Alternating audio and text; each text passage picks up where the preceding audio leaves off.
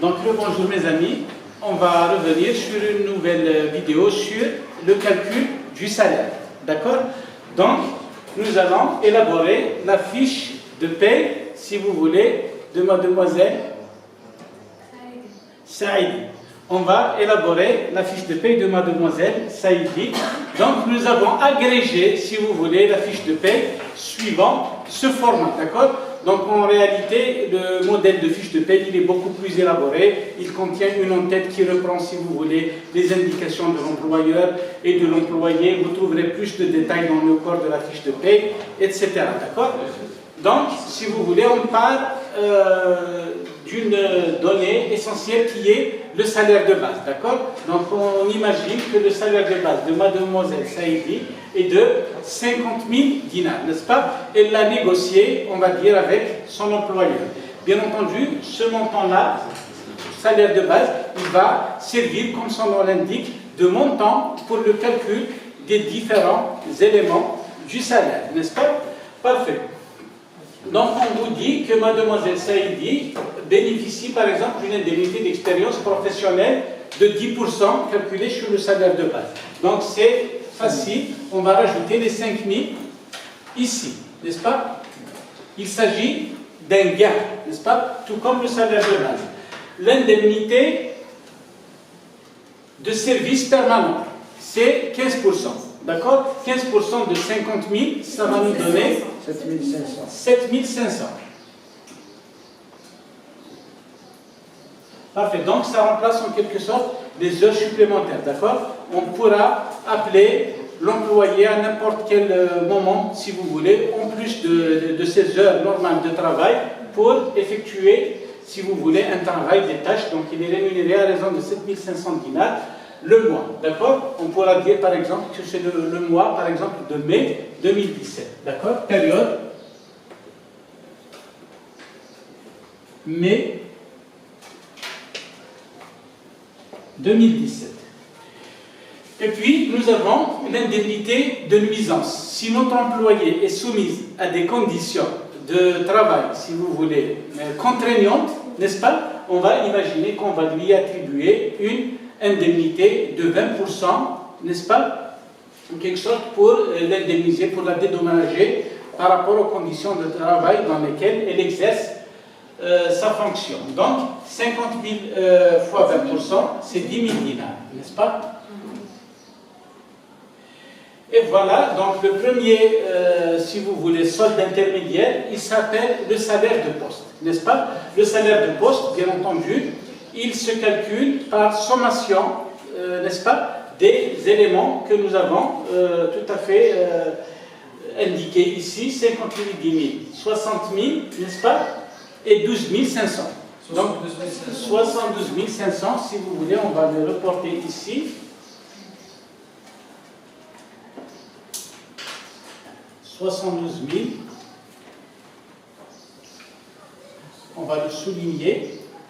Et à quoi servira, si vous voulez, ce salaire de poste?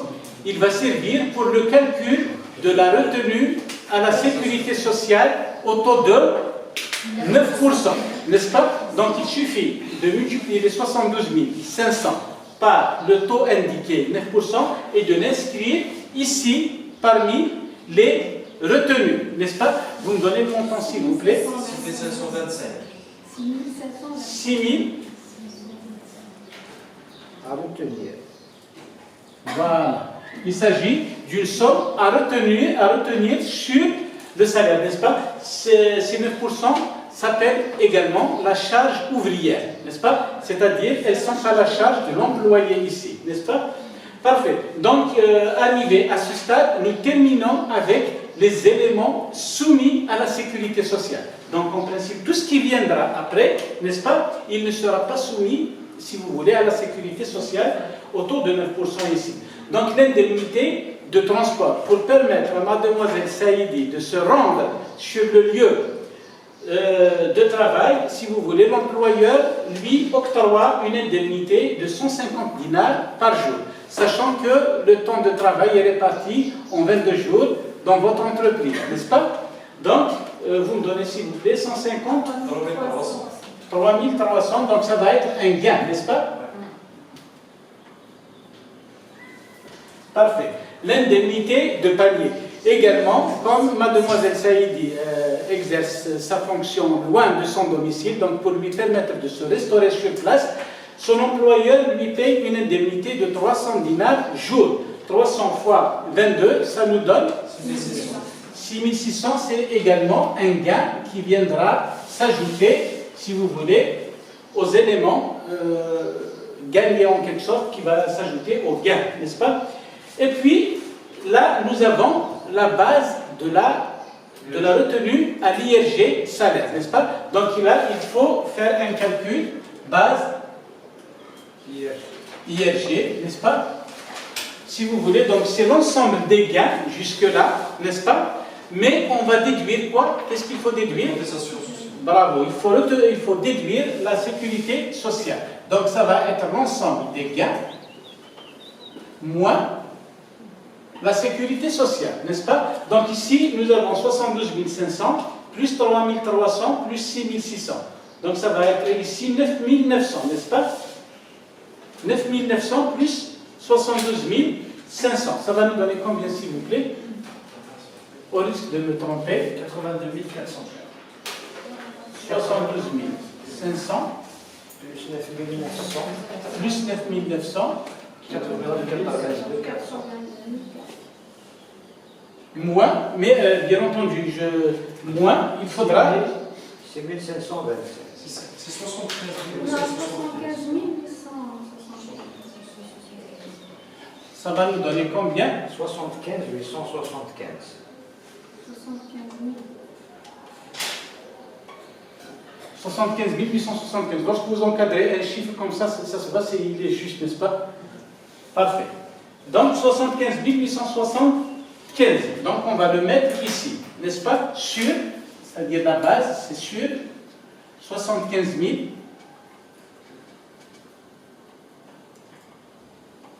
875. Parfait.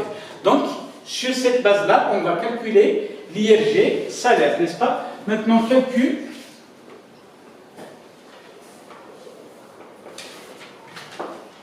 de l'IRG salaire. Donc, rappelez-vous, n'est-ce pas, nous avons déjà vu le barème mensuel de l'IRG.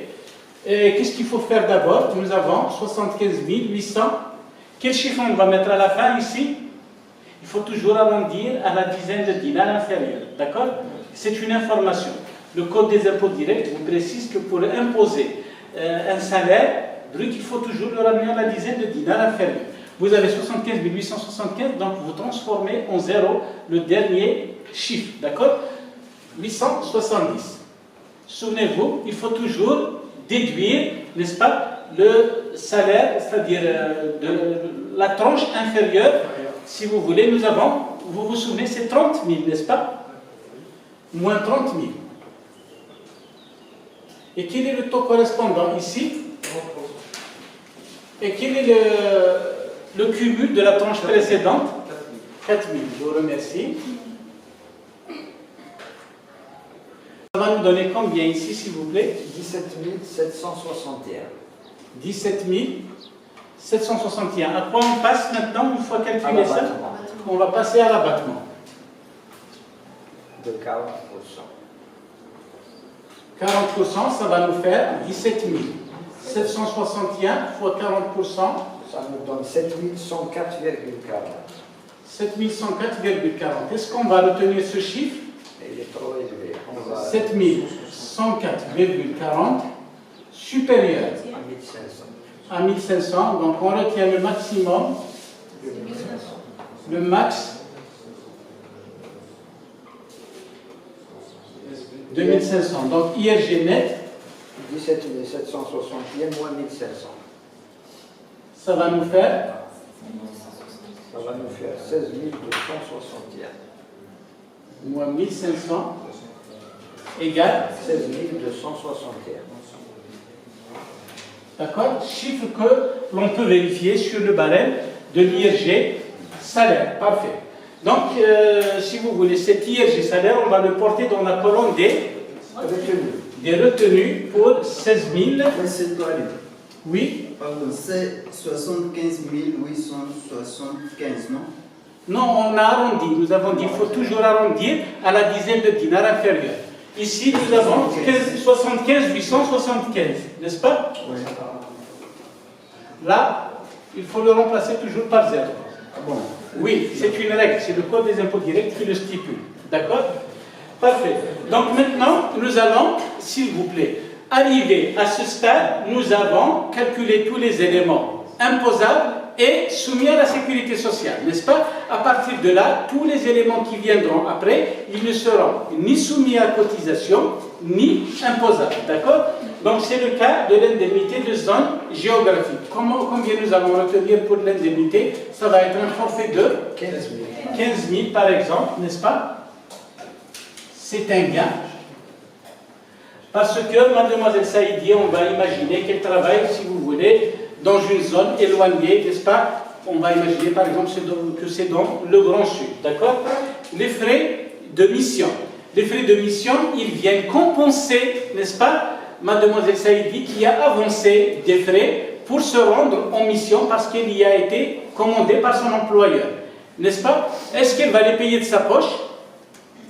N'est-ce pas? Elle ne va pas les payer de sa poche, ils lui seront remboursés, mais ils ne seront soumis, nous avons dit, ni à la sécurité sociale, ni aux impôts, tout simplement parce qu'ils ont un caractère de remboursement, n'est-ce pas? Remboursement de frais. Donc, combien nous allons retenir? Par exemple, 12 000, c'est un montant, si vous voulez, qui est calculé auparavant, en fonction du nombre de missions, du nombre de jours, etc. Et puis, nous avons l'acompte versé. D'accord? L'acompte versé, on va imaginer que mademoiselle Saïdi a sollicité de son employeur une avance parce qu'elle avait besoin d'argent rapidement. Celui-ci lui a avancé une somme de 20 000 dinars qu'elle va devoir, bien entendu, rembourser au moment de l'élaboration de sa paie. Donc, l'employeur il va lui remettre en quelque sorte le brut moins, si vous voulez, cette retenue qui lui a avancé au cours du mois de mai 2017. Donc, arrivé à ce stade, s'il vous plaît, donc il suffit de calculer le montant des gains, n'est-ce pas, de calculer la somme de part et d'autre, même chose pour les retenues, et puis de faire, si vous voulez, comme on appelle ça, la compensation pour déterminer en définitive le montant à verser au compte de mademoiselle Saïdi. Est-ce que vous pouvez me donner, s'il vous plaît, le... 109 400. 109 400. Le total des retenues, 42 786. 42 786. Parfait. Le net à payer, 66 614.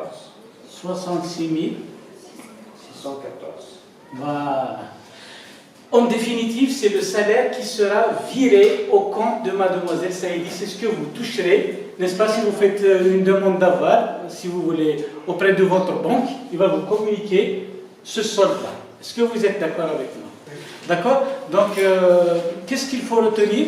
Il faut retenir que la fiche de paye, nous avons dit, elle est partie en 3 blocs.